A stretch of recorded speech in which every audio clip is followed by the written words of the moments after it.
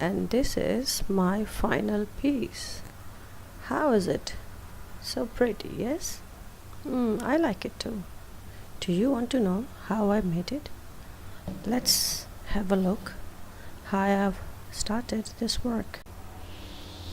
Hello everyone. Let's start our new art page. I am going to use some distress ink, but this time I have decided to use distress ink in a different way, and I'm going to give a little bit oxide inks effect by using these distress ink. So let's start our work and then we will talk together. Let's start from our primer gesso, white gesso. I'll gesso my page first and I'll go with fast motion.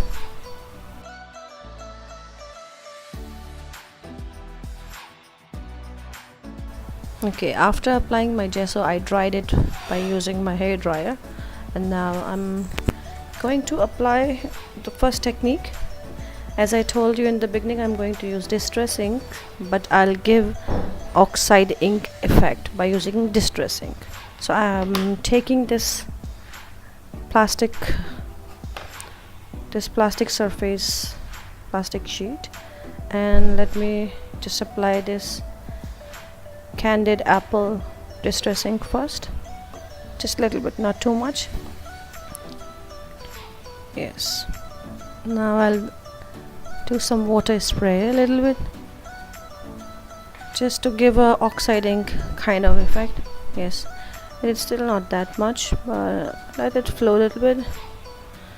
Yes, yeah. Now little more water just to give it more flow. Yeah, that's nice. Okay, now dab it very gently. Very nice. Okay, just apply randomly everywhere on your page, but try to balance. Random but balance, not just too much random.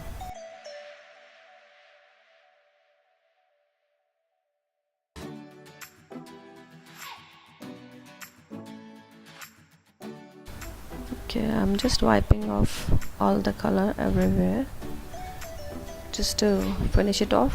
Okay, don't forget to wipe the surface. Now I'm going to use another distress ink, antique linen. It's very soft, very antique color, very soft. It will go well with my background, which I have decided to have it. Yeah, now I spray a little bit more water and apply the same method which I did it before. I'm just going in a fast motion, so don't worry about it, because I'll repeat the same method again and again by using different inks. Now I'm using blue distress ink, and this is my Salty Ocean. The color name is Salty Ocean, and it's so pretty, so beautiful. Apply the same method, repeat the same method. Spray a little bit water to give oxide ink kind of effect, and just dab it on the surface and try to balance as well.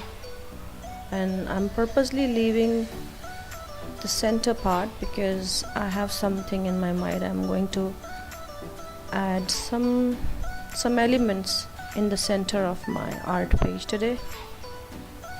Oh, this is so pretty. Now I'm going to apply another color, which is carved pumpkin. It's giving more very nice and bright look to my page. It's so pretty. Awesome. Yes, I'm quite happy with my background. I think these are the colors I was looking for, and I'm done with the background now time for the next layer of my mixed media, and I'm going to use some stencils.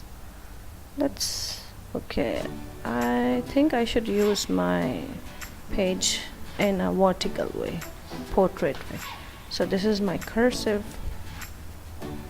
stencil.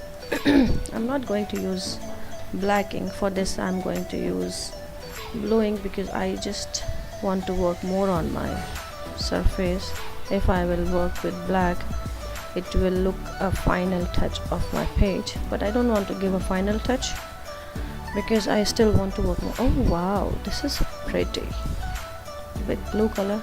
I think this is what I was looking for, and I'm going to continue with the same color randomly on this page. And this is my next blue color. This is faded jeans, and I'm going to, let's have a try this one and see how it looks. Yes, this is nice. I think I'm going to apply, I'm going to continue faded jeans everywhere. Yes, now this is my second stencil, and for this stencil I'm going to use black archival ink. And let me pick this word from this. I think I have selected my word, that is serendipity, and this is perfect for my page. This is the perfect size for the page. I'm going to use it on top of my art piece. That is the very well appropriate place for this. Let's see. Wow, this is really nice. And let me pick another word. I think I'm going to choose imagine. Yes, I'll use black, same archival ink, and this is my archival permanent ink. And let's go in the fast motion. Yes, and why I'm using black ink, because I think this is my final layer by using stencil, and I want these words to be very much visible. And of course I'm going to add more elements, and this is my another last word, creative, from the same stencil. This is perfect. I still feel that somewhere I need to add a little bit more stenciling. Let's see. Yeah, I'll change the color, and I think I'll use ocean blue, no, salty ocean to use my another stencil.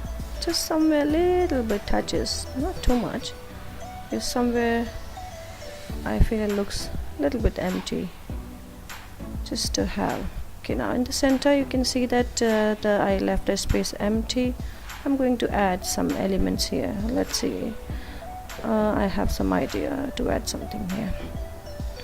Okay, I got an idea. This is my blank page of the sketchbook. I ripped it, and I will gesso it, white gesso on it, and then I'll use my butterfly stems on them, and then I'll show you step by step when I will work for this. And I'm going to use these 3 inks, dilution inks, today. So these are dilution ink. One is cut grass and one is London blue, and I'm going to apply some water spray on top of it. And this is my gessoed paper. I printed my butterflies by using stems, and just dab it. Use the same dabbing technique which we used for the background. Do not press it so harder, and don't rub it, because I want to give somewhere having color, somewhere not, and just a blend of this color. This is so pretty. Now I'm adding some another fuchsia, funky fuchsia dilution ink, and apply in the same way on my butterflies.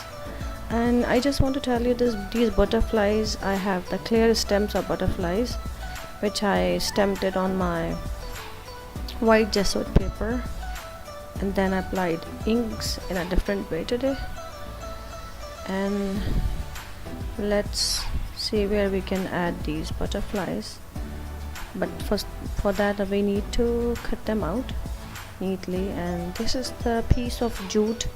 I got it from the rice sack. If you get when you buy the rice, you can reuse the sack of the rice and cut it in any piece. And this is going to use now hot glue gun to stick them. I think I'm quite happy with my final piece, and voila, yes, it's so pretty. If you like it, don't forget to give me a big thumbs up, and bye.